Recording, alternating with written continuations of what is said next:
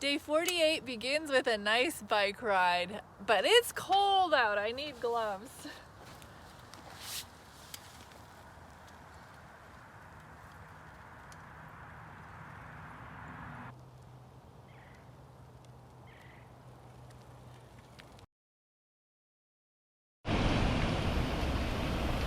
Thank you. So I'm passing over Buckman Rocks. You have to have a special combination to get through here, and it was tricky.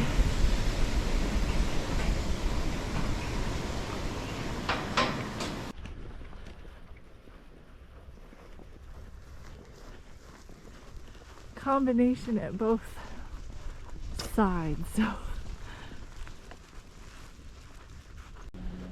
All right, this is my path. Looks good. Oh, this is so pretty through here.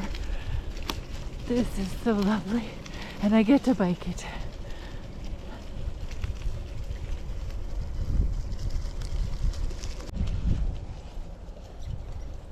That's Highway 19 up above me.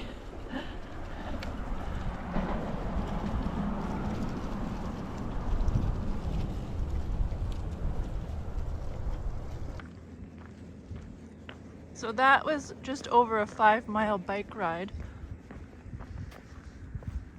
And now I have a little bit of a walk. Another recent burn, but there's no smoldering, so that's good. Now back to biking for a mile. I tell you, my mom's willing, so I'm taking it up on her offer. I think, can you tell she wants to get this trail done with? She's willing to take my bike on and off for a mile. This is a dam.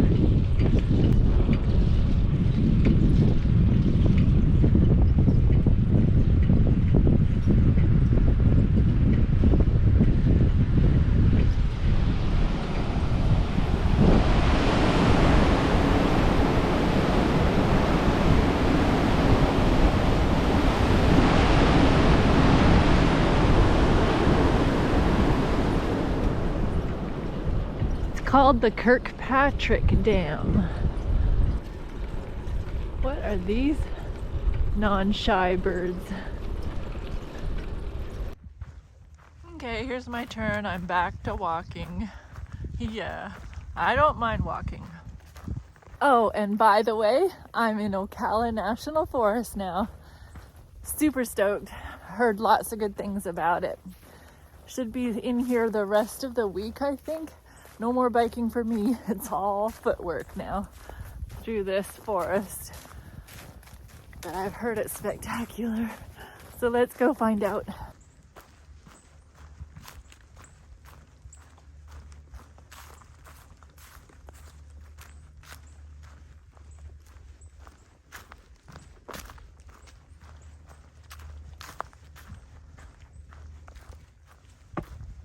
This is so nice getting to walk by water.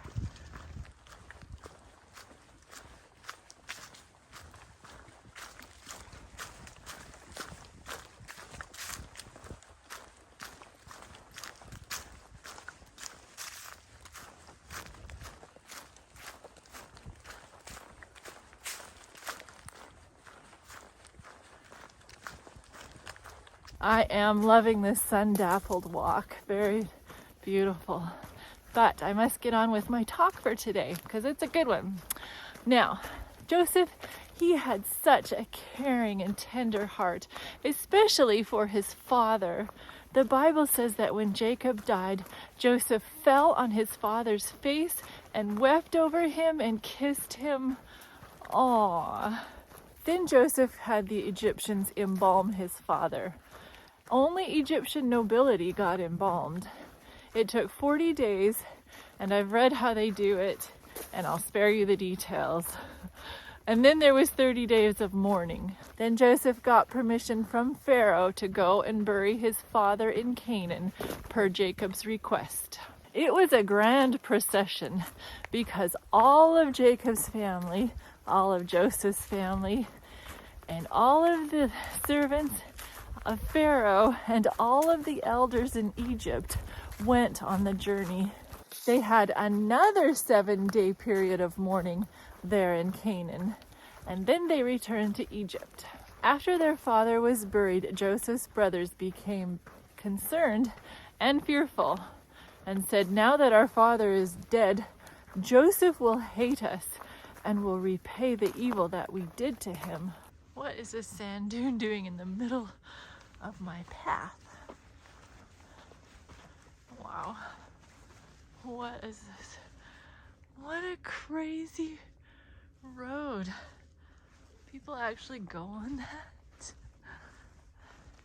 Maybe with their dune buggies.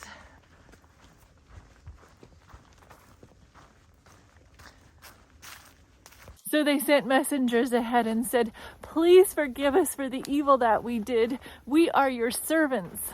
They thought that Joseph's tender love for his aged father had restrained him from taking revenge on them so long as he had lived. When Joseph heard this, he wept. Aww. He was hurt that they should, for a single moment, have entertained such a misconception of his love. Joseph said to them, "Do not be afraid, for am I in the place of God? You meant it for evil, but God meant it for good, in order to save many people from this drought. So don't be afraid, I will provide for you and your little ones." So he spoke kindly to them and comforted them. The spirit of Joseph's life was permeated with forgiveness. He had never entertained any thoughts of bitterness or hatred.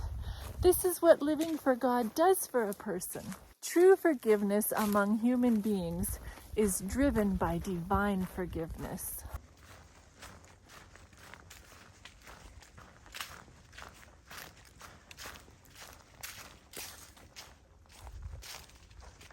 You know how I like the big trees. And so Joseph too gets old and is ready to die. And he says to his relatives, "God will surely visit you and bring you out of this land to the land that he swore to Abraham, Isaac, and Jacob." Then Joseph made them take an oath that when God did deliver them, that they would take his bones with them and bury him in the promised land. So Joseph died when he was 110 years old, and he was embalmed and put in a coffin. His coffin or tomb was to be to the sojourners in Egypt a constant reminder of the promises of God, that their permanent abode was to be in the land of Canaan and not in Egypt. They were to turn their eyes from Egypt to Canaan and to wait in patience and faith for the fulfillment of the promise God had made to their fathers. And so ends the patriarchal period of the Bible, and so ends the book of Genesis. I can't help but think of the promise God has given us of a heavenly Canaan, and we can put our trust that he will deliver us there from out of the bondage that we are in. Our time of deliverance will surely come. I seriously have no complaints of this trail. It's just gorgeous.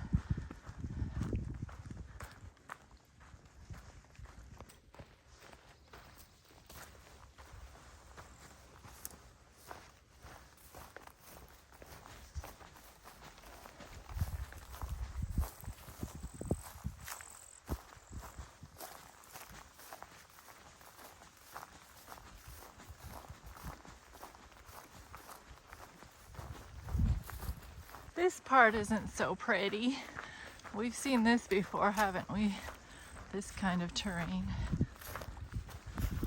I just met a through hiker who's going northbound. Anyway, we stopped and talked for a couple minutes and compared notes. He said he does about 15-mile days, and I'm happy if I do 15-mile days. But we both agreed we were just enjoying the trail very much. And he said his pack is a bit heavier than other people's. He said he met a crazy lightweight hiker that does 30-mile days and eats only olive oil. What are people thinking? Anyways, very interesting talking to him. Speaking of hiking times, I am done for today. There's still a few hours of light left, but I have to cut it short for reasons that will bore you. Well, maybe tomorrow I will tell you what's up and why I have to hike shorter days. Anyway, 12.1 miles today, about even hiking and biking, so I'm happy about that. Now, what is preventing you from giving your life to Jesus, and then we can both look forward to the heavenly Canaan land together? I'll see you tomorrow. Okay, just so you can visualize what I did today, I started here at Highway 19, biked this down to the locks, and then biked all this and this. I did actually mess around in Rodman Rec area. I biked around in there. Looks like a really nice campground there. Anyway, had to walk through here and then biked this stretch and then walked down here. So that was Ocala Lake, that huge lake I was walking by. Then walked down here all the way to there. And that's where I ended, and I'll start there tomorrow.